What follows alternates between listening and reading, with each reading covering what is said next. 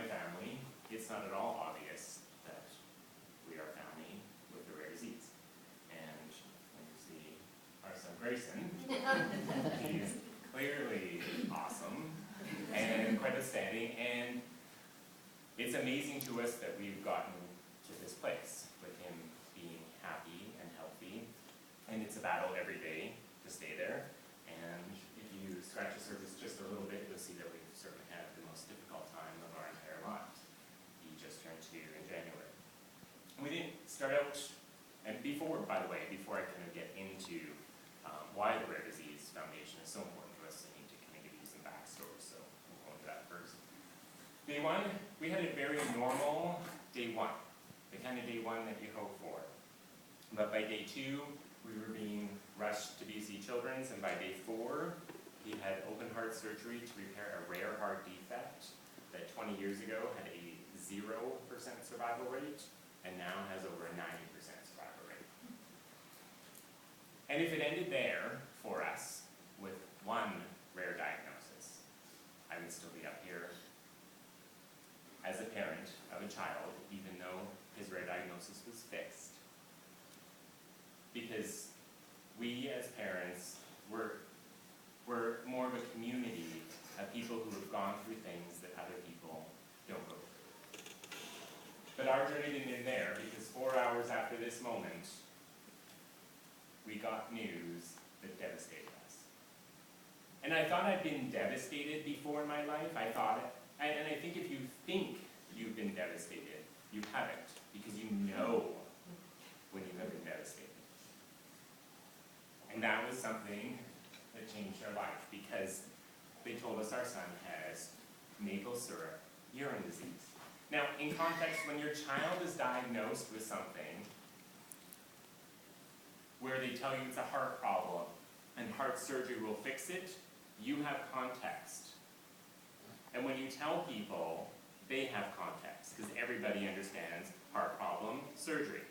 When you're told that your child has a biochemical disease, and that's the opening line, you've got no context, you've got nothing to go to.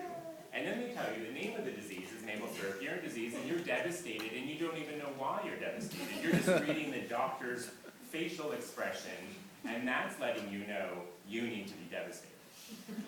But you don't know why. And so quickly, before I again get to the rare disease part, MSUD, maple syrup urine disease, it's named because his urine smells like maple syrup sometimes, has everything to do with protein. And he's unable to safely break down protein, and it means it will build up in his body and cause brain swelling, brain damage. It will eventually be fatal, and we're talking brain swelling within days. What has protein? Well, every food on the planet, including lettuce, pickles, tomatoes, watermelon, everything has protein, even if you didn't think it did. It absolutely does. And for quick context, a steak is 61 grams, an egg is 8, and Grayson can have 6.54 per 24 hours this week. You didn't know protein had a decimal place? Welcome to my newfound world. It does. How do we figure that out? We come in every week. He was in here 62 times last year for blood analysis to figure out what his levels were at. They give us a $10,000 worth of free medical supplies to help concoct a safe formula for him. And then we use the spreadsheet to figure out how much apples and bananas we should put on a scale and weigh out. There will never be a thing that goes in his mouth that does not first go on a scale where we've calculated protein exposure, because we're dealing with decimal places. So that was our first week. Of course, not the solids, but everything else. And so my sister, who's a nurse here at 3R, in the building next door, she told us about the Rare Disease Foundation, and to be honest, I wasn't so sure. Because if the nature of what binds us together is that it's rare, then by default we have nothing in common. So do I really want to go to what I thought was a parent support group, which it's not. And I'll get to that, but in case I forget to say it. So I thought I was going to be attending a parent support group about something where we had nothing in common with each other, and literally, we're separate. So what's the point? But I went. And 3 important things happened that night. In our very first meeting, in 2 hours, I had 3 life-changing things happen. We got perspective for the first time because 151 days into it, our version of our lives compared to everybody else's is ours was crazy and unique, and everyone else had normal. And because there were some new people in the room, we did a quick round table and quickly said what our child had. And I was in a room where people didn't have their jaw on the floor. They just understood. They didn't have to understand the details of the diagnosis, but they weren't in awe and trying to relate it to, oh, so it sounds like diabetes or it sounds like a peanut allergy. They just accepted the words for what they were. We got humor. And Karen, I'm looking at you. So when it got to us, and I said, our son has maple syrup urine disease, Karen said, best name ever. Like, she shouted it out. And you can't get that. You can't get that from your doctors. And you can't get that without being horribly offended by people who don't have children with rare diseases. And it was so nice to feel like we were in the company of great people. And the third thing, and this is where it got to Isabel, it never dawned on me, because we had 2 diagnoses in 4 days. It never dawned on me that you could have undiagnosed. And for me, that was very upsetting and very life-changing, because I actually now appreciated being told that our son has maple syrup urine disease, because at least there's a treatment, there's care, and all that support that comes with it, whether it be from the government, whether it be in tax credits, or whether it just simply be in this hospital. It's available to us. And I really value that moment of, strangely, being thankful for MSCD.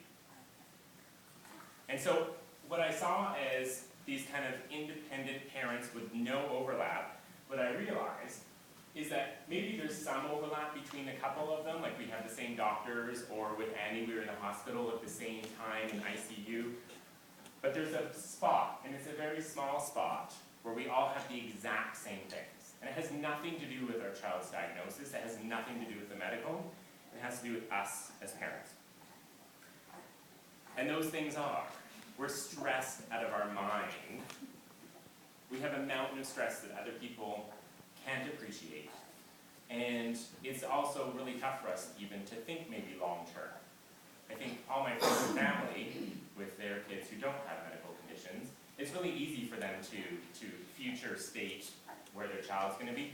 We try and reserve, I think collectively as parents of rare disease children, we don't go there. There's too many variables. I'm exhausted by explaining what maple syrup urine disease is, and I realized as a benefit, again, when we told people about the heart, like nobody knew what transposition of the great arteries was, but they absolutely got heart problem, heart surgery. 0 people needed more info. 100% of people need more info when you tell them maple syrup urine disease. Oh, they stopped at the word maple syrup. Never mind protein and all that kind of stuff. I'm exhausted by it. But it's important from an advocacy role that you keep getting it out there, that you keep sharing it, you keep telling. And the general public, they just can't relate because it's not a go-to, it's not one of the top 10, the top 20, the top 30. It's the fringe diseases. And not all of them. Again, we had a rare diagnosis that wasn't fringe. So I can speak to both worlds. And when you have one of the fringe diseases, it's even that much more complex. We've, as parents, and this is that center point that I'm referring to, we are therapists for our children, we are doctors for our children, we are nurses. You know, I didn't sign up for that. I just thought I was signing up for parenthood. And it's amazing how quickly it came, how I wouldn't say natural, but how it's become a norm. It's my new norm to weigh out food. I could never put something off my plate and put it in his mouth, because that's my norm. I don't like it, but that's what I'm used to. And finally, in that one center spot, we're advocates for our kids. And so that's the point where I think the Rare Disease Foundation parent group, although there's very little overlap between the conditions themselves, as parents, there's so much overlap for everything else. And so, my family is a lot better for having come in contact with the RDF, and I'm very, very appreciative. Because I'm not a geek. Well, I'm a geek now with protein, but I'm not a geek. I'm not a technical person. I'm not science. I'm not looking for big picture things. I'm just looking inward at my child. And not only does the Rare Disease Foundation support me as a parent, but I know everybody would be as delighted as I would be for their children if one of these rare disease microgrants or any cure came along or improved treatment. Because that's just the kind of parents that have come to me. They're just great people. So that's my perspective. I don't know that I can temper every parent's perspective with that, but I think I've kind of touched on the people that I've met